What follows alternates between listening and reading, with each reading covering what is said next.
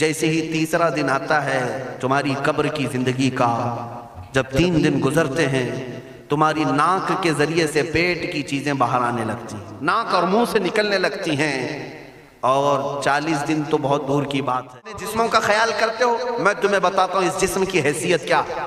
یہ جو چمڑی ہے اس کی حیثیت کیا ہے، یہ جو گوشت پوست ہمارے جسموں پر ہے اس کی حیثیت کیا ہے پتہ ہے تمہیں؟ اس کو سجانے کے لیے عورتیں 2-2 گھنٹہ شیشے کے پاس کھڑے ہو کر میک اپ کرتی رہیں۔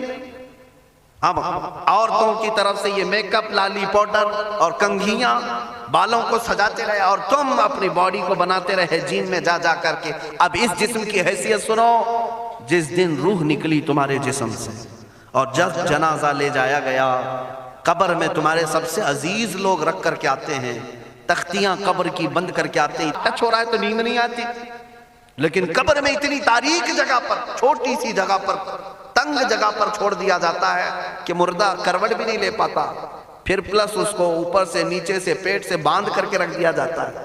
تمہیں پتا ہے اب حکماں نے جو لکھا ہے وہ سنو بزرگوں نے، جیسے ہی تیسرا دن آتا ہے تمہاری قبر کی زندگی کا، جب 3 دن گزرتے ہیں تمہاری ناک کے ذریعے سے پیٹ کی چیزیں باہر آنے لگتی ہیں، منہ کے ذریعے سے آنتڑیاں یا جو بھی اندر کا لیکویڈ ہے سب باہر آتا ہے۔ 5ویں دن کان کے اندر سے بھیجا نکلنے لگ جاتا ہے۔ یہ جو بھیجا سر کے اندر ہے وہ ختم ہو کر کے سڑ کر کے پیپ کی شکل میں کانوں سے باہر آنے لگ جاتا ہے۔ ناک اور منہ سے پیٹ کی چیزیں، کلیجہ، خون بن جاتا ہے، دیگر چیزیں سب کان اور ناک اور منہ سے نکلنے لگتی ہیں، اور 40 دن تو بہت دور کی بات ہے، 8ویں دن اس کا پیٹ پھٹ جاتا ہے۔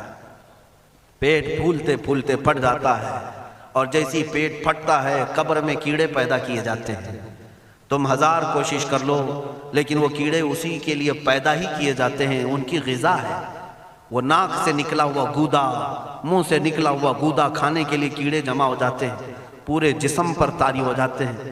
پیٹ جب پھٹ جاتا ہے تو اتنی شدید تعفن والی بو آتی ہے کہ قبریں بند ہوتی ہیں، ورنہ کئی لوگ صرف بو سے بیمار ہو جاتے ہیں، کئی لوگ۔ اور یہی ہمارے جسم کی حیثیت ہے، یہی ہمارے جسم کی حقیقت ہے۔ اور چند دن گزر جاتے ہیں کہ اس کی آنکھوں کی پتلیاں لٹک کر کے باہر نکلتی ہیں، اس کی آنکھوں کی پتلیاں باہر آ جاتی ہیں اور گڑے پڑ جاتے ہیں۔ اب جو جسم کے اوپر موجود گوشت ہے اس کو چونٹیاں، مکوڑے اور کیڑے کھانے لگ جاتے ہیں، کھاتے کھاتے 2-3 مہینے کے اندر اس کو صرف اور صرف ڈھانچے کی شکل چھوڑ دی جاتی ہے، ہڈیاں باقی رکھی جاتی ہیں۔ جن بالوں میں تم کنگھیاں کرتے ہیں ان بالوں کی جڑوں میں پیپ پیدا کیا جاتا ہے، ہر بال کی جڑ پیپ بہاتی ہے۔ اور جن چہروں پر تم پاؤڈر لالی لگا کر کے اس کو سجایا کرتے آئینے میں کھڑے ہو کر، ان چہروں پر اللہ تبارک و تعالیٰ ایسی جھریاں پیدا کرتا ہے۔ یہ تو عام لوگوں کی بات، اور اگر گنہگار ہیں تو ان کے چہروں پر بچھو چھوڑ دیے جاتے ہیں، بچھو چھوڑ دیے جاتے ہیں۔ کئی لوگوں کی قبروں پر سانپ ان کی ناک کو ڈستے رہتے ہیں اور ان کا گودا پیتے رہتے ہیں۔ سانپوں کا عذاب، بچھوؤں کا عذاب، یا قبر کے عذاب کے ساتھ یہ جسم گلا دیا جاتا ہے، ہڈیوں کے سوا کچھ نہیں باقی رہتا۔ تم کیا سمجھتے ہو مرنے کے بعد احساس نہیں ہوگا؟ مرنے کے بعد ہر درد کا احساس دگنا کر دیا جائے گا۔ آج زندگی میں جتنا تمہیں چونٹی کاٹنے سے درد ہوتا ہے، مرنے کے بعد یہ درد 10 گنا زیادہ بڑھ جائے گا، تمہیں اور درد ہوگا، اور درد ہوگا۔ یہی جسم جو کیڑوں کی غذا بن گیا، کفن ختم ہو گیا، ہمارے جسم میں پیٹ کا گودا باہر آ گیا، آنکھوں سے کانوں سے ساری چیزیں لکوڈ ختم کر دی گئی، بھیجا کانوں سے بہہ کر کے نکل آیا، بچا کیا ہمارے پاس؟ جس جسم کو ہم سجاتے رہے، سنوارتے رہے، اس پر ہزاروں پیسے بہاتے رہے، یہ جسم 40 دن کے اندر کیڑوں کی غذا بن گیا، سب ختم ہو گیا۔ میرے عزیزو، ہر انسان کے جسم کے ساتھ قبر یہی کرتی ہے، قبر دباتی الگ ہے، کیڑوں کا عذاب الگ ہے، بچھوؤں کا عذاب الگ ہے، لیکن یہ سب کے لیے احکام نہیں۔ کچھ وہ بھی جنازے ہیں جب یہاں سے جاتے ہیں تو ہزاروں کی آنکھوں میں آنسو چھوڑ کر جاتے ہیں، ہزاروں کی دلوں کی دھڑکن بن کر کے جاتے ہیں۔ ان کے جنازے جب جاتے ہیں تو اللہ کے ملائکہ بھی، فرشتے بھی ان کے جنازے کو اٹھانے کے لیے زمین پر آتے ہیں۔ یہ کون لوگ ہیں؟ جو اپنے سینوں میں عشق مصطفیٰ کی شمع روشن کیے ہوئے تھے. جینا چاہتے تو مصطفیٰ کے لیے، مرنا چاہتے تو مصطفیٰ کے لیے. فاضل بریلوی نے کیا خوب کہا، لحد میں عشق رخ شہ کا داغ لے کے چلے، اندھیری رات سنی تھی چراغ لے کے چلے. جب قبر میں جاتا ہے ایک عاشق رسول، اسے رکھا جاتا ہے، کفن اس کا بھی ہے، جسم اس کا بھی ہے، لیکن فرشتوں سے بھی کہا جاتا ہے اسے آہستہ سے جگانا، محمد عربی کا غلام ہے، رسول پاک کا وفادار ہے. اور کیڑوں کا اس کے جسم کو کھانا تو دور کی بات، فرمایا گیا قیامت تک اس کے کفن کو بھی میلا ہونے نہیں دیا جاتا. نہ تمہاری آنکھ سے، نہ تمہارے ناک سے، نہ تمہارے چہرے سے کوئی گودا باہر آتا ہے، کچھ نہیں میرے عزیزو. جسم تر و تازہ سلامت رکھا جاتا ہے. 1000 سال کیا 10,000 سال گزر جائیں، حوادث زمانہ بھی آئیں، لیکن اس کی قبر میں اس کا جسم سلامت رکھا جاتا ہے. اب تمہارے ہاتھ میں فیصلہ ہے کون سا جسم بنانا چاہتے ہو، وہ جو کیڑوں کی غذا بن جائے، یا وہ جس پر فرشتے بھی اتر کر سلام بھیجیں. میں نے خود میرے مرشد گرامی کے جنازے میں حاضری دی. حضور تاج الشریعہ بدر الطریقہ رحمت اللہ تعالی علیہ، جس مرد قلندر نے اپنی پوری زندگی عشق مصطفیٰ میں گزاری. آج تم نعرے لگاتے ہو تاج الشریعہ تاج الشریعہ، ان کے شب و روز دیکھے تھے کبھی؟ ان کی صبح اور شامیں دیکھی تھی کبھی؟ بہت پیر ہوں گے جو باہر پیر ہوں گے، اندر پیر ہوں گے، لیکن تاج الشریعہ کو میں نے اندر بھی دیکھا ہے، باہر بھی دیکھا ہے. آنکھیں بند بھی ہوتی، آنکھوں سے اگر کوئی چیز نظر بھی نہیں آ رہی ہوتی، تب بھی اتنا خیال ہوتا کہ کہیں سطر تو نہ کھل گیا ہو، کہیں پائجامہ اوپر تو نہیں ہو گیا ہو. سونے کے حالت کی بات کر رہا ہوں، کوئی نہ ہو تب بھی یہ خیال باقی رہتا.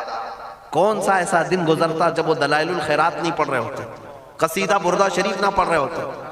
ہزاروں سفر کی مصروفیات کے باوجود حضور پاک کی محبت کے نغمات میں کوئی کمی نہیں آئی. لیکن میں آج آپ کو ایک بات بتا دوں، جب انتقال ہوا وہ جمعہ کی شام تھی، اور ہمارے مردوں کو 6 گھنٹے 10 گھنٹے میں ہم کو قبرستان سپرد کرنا پڑتا ہے. 12 گھنٹے رکھ دیں تب بھی فریج منگوانا پڑ جاتا ہے، اس کے بعد قبرستان کے حوالے کر دیں. میرے مرشد گرامی کے انتقال کے بعد 48 گھنٹے رکھے گئے تھے، 48 گھنٹے رکھے گئے، اور اس کے بعد جنازہ پاک کو غسل دے کر لایا گیا. یہ فقیر قادری جنازے کی گاڑی میں شریک رہا، حضرت کے قدم پکڑ کر کے میں قبر تک رہا. میں آپ کو صرف اس لیے یہ بات عرض کر رہا ہوں کہ جب گاڑی جنازے کی چلتی تھی، میں نے زندگی میں بھی حضرت کے ہاتھ پکڑ کر کے ادھر ادھر چلائے.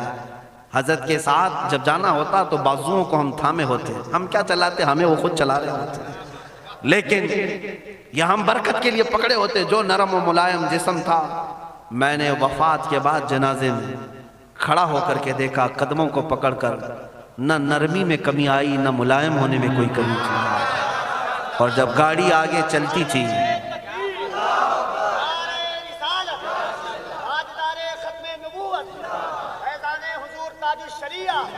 جب آپ گاڑی جنازہ جس پر رکھا ہوا تھا چلتی تھی، تو میرے عزیزو زندگی میں جس طرح جسم نرم ملائم تھا، میں نے دیکھا کہ گاڑی جب اس کے دھڑکے ہوتے تھے ادھر ادھر، تو پیٹ مبارک اور سینے مبارک ویسے ہی ہلتا تھا جیسے کسی زندے کا ہلتا.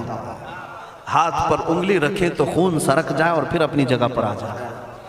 یہ کوئی مبالغے کی بات نہیں کر رہا ہوں، یہ آنکھوں سے دیکھی ہوئی چیز ہے. اور قبر انور میں رکھنے کے بعد جب ان کے صاحبزادے اور داماد نکل کر کے آئے، تو تھوڑی دیر کے بعد ہم نے دیکھا کہ چہرہ خود بخود قبلے کی طرف تھا. ہم اپنے مردوں کو رکھواتے ہیں، لیکن اس عاشق رسول نے اپنا چہرہ پہلے سے قبلے کی طرف کر لیا. یہ کرامات کہیں یا زندگی کی حقیقت کہیں، حقیقی بات تو یہ ہے جو مصطفیٰ کی یاد میں جاتا ہے. اس نے کیا ہی خوب کہا شاعر کہ میرے جنازے پہ رونے والوں فریب میں ہو بغور دیکھو، میرے جنازے پہ رونے والوں فریب میں ہو بغور دیکھو، مرا نہیں ہو غم نبی میں لباس ہستی بدل گیا. ہاں، مرا نہیں ہو غم نبی میں لباس ہستی بدل گیا ہوں. ان عاشقوں کا حال یہی ہوتا ہے کہ یہ مر بھی جاتے ہیں، انتقال کر بھی جاتے ہیں، تو بس لباس بدلتا ہے، لیکن زندگی پہلے سے اور بلند ہوتی ہے. عزیزان گرامی تمہیں اسی بات پر میں لانا چاہتا ہوں، کون سی زندگی گزارنا چاہو گے؟ کون سی زندگی؟ یا عیاشوں کی، یا نچنیوں کی، یا مجرا کرنے والوں کی، ان ظالموں کی جو جہنم کی طرف تمہیں لے جانے کے لیے تیار بیٹھے ہیں؟ چند دنوں کی عیاشی ہے، تم گانے گا کر اچھل کود کر کے اپنے نفس کو تو راضی کر سکتے ہو، لیکن رب ذوالجلال کی رضا کبھی نہیں لے سکتے۔ آج تم دنیا میں فلموں کی زندگی جی کر کے تھوڑی دیر کی خوشی تو حاصل کر سکتے ہو، لیکن قبر کی راحت کبھی نہیں لا سکتے، قبر کا سکون کبھی نہیں لا سکتے۔ قبر میں اگر سکون چاہیے تو صرف ہمارے سینوں کو ادھر حوالے کرنا ہوگا، مصطفیٰ کریم کے حوالے کرو۔ اب اپنی زندگی کو بدلنے کا وقت آ گیا۔ اے میرے عزیزو، ناموس رسالت کی حفاظت یہی ہے کہ حضور کے اخلاق کی پہلے حفاظت کی جائے، حضور کی سنتوں کی حفاظت کی جائے، حضور پاک کے نام پاک کی حفاظت کی جائے، ان کی تعلیمات، ان کے احادیث کی حفاظت کی جائے۔ جس طرح صحابہ اکرام نے اپنی جانیں قربان کر کے حضور کی عزت کی حفاظت کی ہے، آج وقت آیا ہے ان ظالموں کی طرف نہ دیکھنا، یہ بھونک بھونک کر کے تمہیں جگا رہے ہیں، بیدار کر رہے ہیں۔ میں جواب دیتا رہوں گا انشاءاللہ، لیکن ساتھ میں ان حادثات کو اپنے لیے ایک الگ انداز سے دیکھتا ہوں۔ اگر کوئی کتا کوفے میں بیٹھ کر بھونکتا ہے اور میرے نبی پاک کی عظمت پر حملے کرتا ہے تو درد تو ہوتا ہے، لیکن ساتھ میں عقیدہ بھی تو ہمارا یہ ہے، رہے گا یوں ہی ان کا چرچا رہے گا، رہے گا یوں ہی ان کا چرچا رہے گا، پڑے خاک ہو جائیں جل جانے والے۔ یا رسول اللہ تو گھٹائے سے کسی کے نہ گھٹا ہے نہ گھٹے گا، جب بڑھائے تجھے اللہ تعالیٰ تیرا، مٹ گئے مٹتے ہیں مٹ جائیں گے آدھا تیرے، نہ مٹا ہے نہ مٹے گا کبھی چرچا تیرا۔ یہ کتے کتاب لکھ کر کے کہتے ہیں محمد عربی کا چرتر، ان کے اخلاق، ان کے کردار برے تھے، اور ایسی کوئی چیز نہیں ہے اسلام میں جس سے امپریس ہو کر اسلام قبول کیا جانا چاہیے۔ محمد صلی اللہ علیہ وسلم کے نام کو اسلام سے ہٹا دینا چاہیے۔ ان ظالموں کو میں جواب دینا چاہتا ہوں، اے مسلمانوں، یہ تمہیں جگانے کے لیے آ رہے ہیں، یہ تمہیں بیدار کرنا چاہ رہے ہیں۔ اب اٹھو اور یہ بتاؤ تم کہاں کہاں سے میرے نبی کو مٹاؤ گے، کہاں کہاں سے؟ ارے ہمارے گھروں میں بچوں کی ولادت بھی ہوتی ہے، کان میں اگر ہم اللہ کا نام لیتے ہیں تو ساتھ میں محمد کا بھی نام ہے۔